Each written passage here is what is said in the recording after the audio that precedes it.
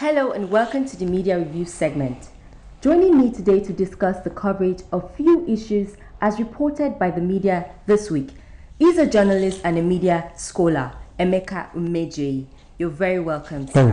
Thank you. It's good to have you here. You too. Okay, let's start with the first story we have here today. Sunday Sun reported on February 2nd that it said, and I quote, "Why APC dumped Bafarawa Shekarau." The Daily Independent on Thursday reported saying, Shekarau supporters dump APC. There seems to be a need to be for a bit of clarity here. What is going on? The Shekarau dump APC or the APC dump Shekarau?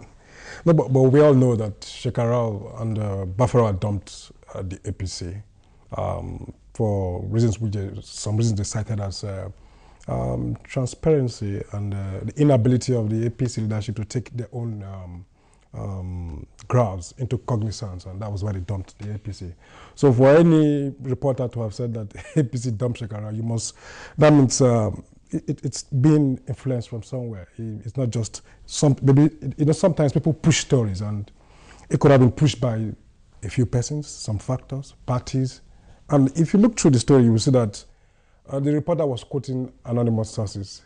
Yes, was quoting an anonymous so obviously you would see that there was no anonymous source. It was just probably crafted. It was just him, So that was just his own statement, trying to support what he has framed.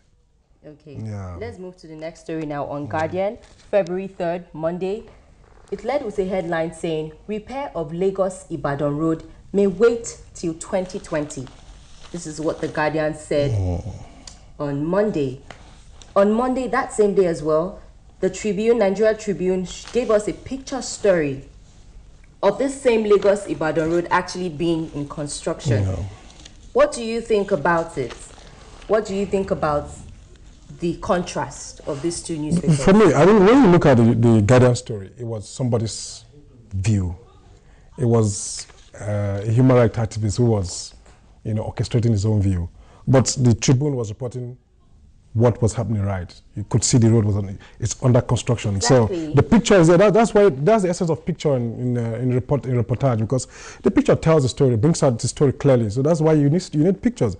But the Guardian people, the man was just reporting what a human rights activist said, and he could have his feelings for saying that. Well, that's the problem again when reporters, when somebody says something, you need to go and do research. You need to investigate if what the person has said is true or not. So if I were the Guardian reporter, I mean, it would have been more rational for him to juxtapose what the human rights activists have said and what's on ground. And if you go on ground, you find out that the road is being constructed. You've been a reporter before. Yes. I mean, when you're giving press releases and all of that, did you do further research?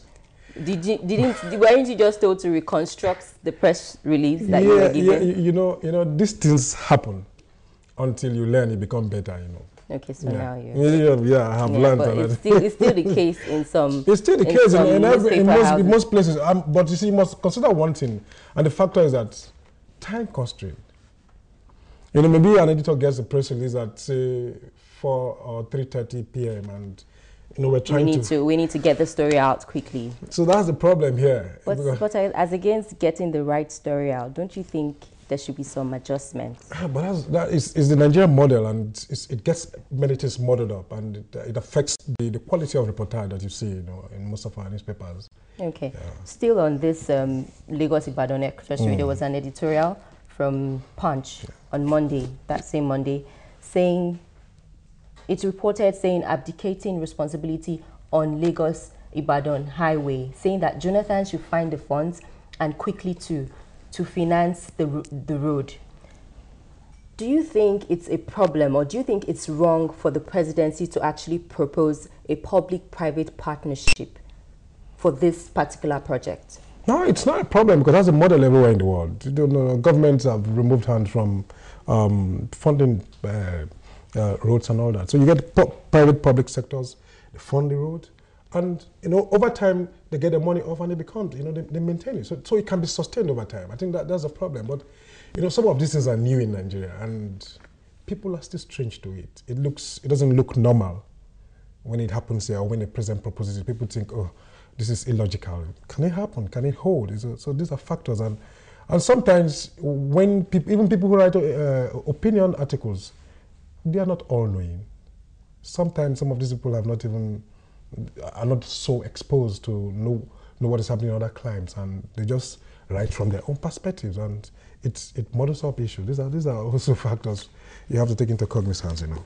Okay, let's move on to the next story on Punch newspaper as well. On that same Monday, it's reported on page 14 saying another policeman caught on video demanding dollars as bribe. I also saw this on TV. I'm sure you watched it as well on TV. A lot of this has been happening. Do you think, or how do you think eyewitness reporting is helping to facilitate, you know, the journalistic work? You see, one thing we all must celebrate in Nigeria is that the social media has transformed the way issues are reported. You know, prior to what you have now, the online media and all that, many issues are underreported. But you find out now, because if the legacy media refuse to report it, the social media will report it. It's all over YouTube. Yeah. And over time, the legacy media will be compelled to report it. There are so many instances. Let's take the Oshomole's case, for instance, the widow and the widow. Yes. It was social media. Normally, it wouldn't have reported anywhere, you know, on the newspapers. But when it was there, the video, everything was there, and they were compelled. The legacy media, they were compelled to report it. And they reported it. And you saw what happened. The man apologized. So you think the social media is finding more strength? It's finding strength, and I think with time they will get better. It's the trend all over the place. It's new media. That's what people should do. If you realize now, like, let's take Financial Times for example. Okay. Financial Times recently folded their African operations. Okay. They used to print in South Africa, but now they no longer print in Africa. So you have to access online. You have to pay online. So that's the model. That's what New York Times does. You know, you pay over time. They give you access to like 8 articles. After that, you begin to pay. So that's the model. Everybody's going online. So the problem is, for now, I remember Punch tried this online paywall at a particular time. They didn't pay, but over time it will pay, because people don't even want to read this traditional newspaper again. People want to go online. I know, I don't think so. I think some people still do. They still buy newspapers. But please, more than they want to read online. No, imagine the circulation figure in Nigeria. Is that appalling? A newspaper like Sun newspaper in South Africa circulates about 500,000 copies. Just one newspaper. I don't think if you combine the whole newspaper in Nigeria, it circulates up to 500,000 copies. Okay. Yeah, so those are key issues. Okay, let's move on to the next one now. It says, article dumps PDP, as reported by the leadership on Sunday. It says, article dumps PDP.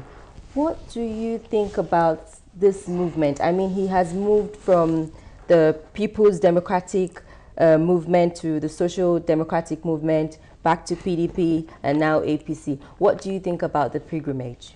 Well, for me, I think one of the problems with political participation in Nigeria is there are no ideological divides. You know, so it just when people say they are conservative or they are progressive, just a mantra. It's not there. That's why anybody could move from anywhere to anywhere. So for somebody like Atiku, I wouldn't blame him if he moves. It's within his right to move, and if he decides to move, so be it, because there are no ideological divides.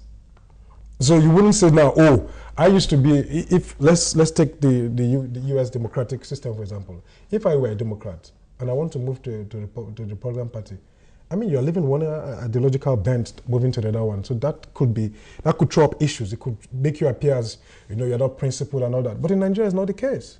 The so-called APC, they're not progressives. The PDP, they are not conservative.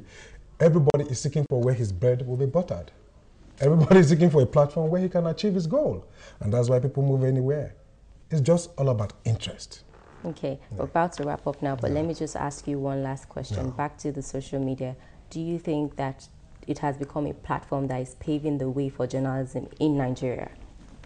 Well, I don't think it's paving the way for journalism. Because I know that maybe not social media, but new media, online media, because I know that some newspapers actually do their research on there. They actually go there for research, you can go there for source. stories. So what do you think it's becoming the norm, the new way, the new dimension to journalism in Nigeria? What is very, very definite is that as if you are a media group or a legacy media, it has become compulsive that you must play online. You know, that you must have a social media presence, a presence online. You know, you can't be an NTA without a Twitter account. True. You know, True. without a Facebook account. I agree. That is compulsive now. So you must do that. You can't be a Sun newspaper without a Twitter account, without a Facebook account. That's compulsive. Because first of all, when the news breaks, most of the news break online. They break on Twitter, they break on Facebook. True. So that is what it has done for journalism here in this part of the world, you know.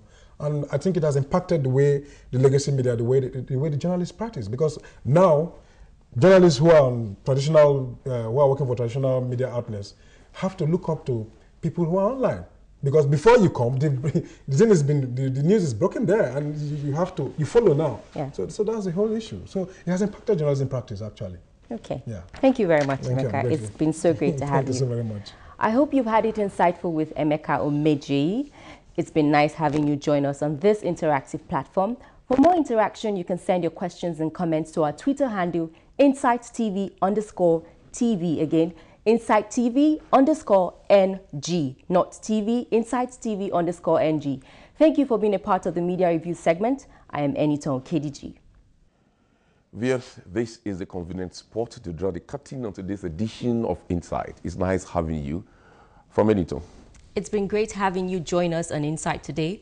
Remember, you can watch us on YouTube. Simply type Insight Nigeria on the search bar. Once again, thanks for watching. Until next week, it's goodbye from me. Have a lovely weekend ahead. I'm Eniton KDG. And from me, my name is Femi Adefila. Do enjoy your weekend. See you next week.